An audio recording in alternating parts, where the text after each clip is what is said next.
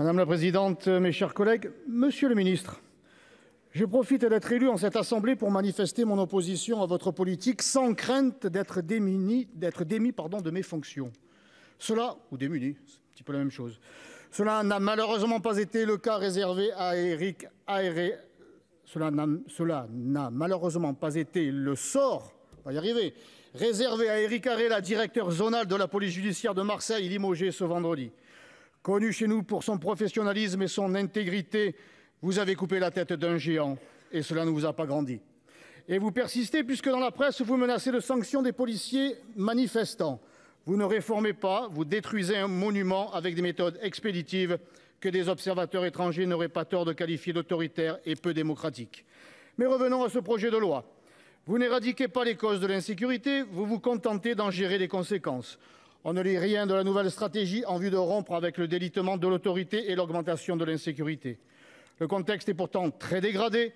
Nous restons sous la menace terroriste, incapables de localiser et d'expulser un imam islamiste au point qu'il a dû s'expulser lui-même et impuissants devant la recrudescence des rodéos urbains et des refus d'obtempérer mortels pour les agents et les passants. Et l'on entend monter une détestable petite musique venue du Wokistan dont les paroles affirment que la police tue sans que ce texte n'instaure de nouveaux grands principes pour la protéger. La présomption de légitime défense pour toutes les forces de l'ordre faisant usage de leurs armes dans l'exercice de leur fonction eût été un symbole fort, vous l'avez refusé. De plus, la police municipale n'a, semble-t-il, pas sa place dans votre continuum de sécurité. Elles sont pourtant les dernières garantes de l'ordre dans les communes reculées et quasi systématiquement les primo-intervenantes sur le terrain. C'est totalement anachronique de parcourir ce texte sans aucune mention à ces agents municipaux. Il conviendrait pourtant de leur accorder des compétences de police judiciaire et de généraliser le port d'armes de catégorie B1.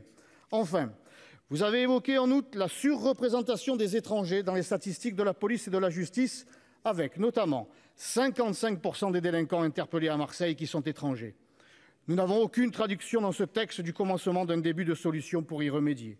Vous qui aimez décloisonner, je pensais naïvement que vous comprendriez l'utilité de ne pas légiférer avec des œillères.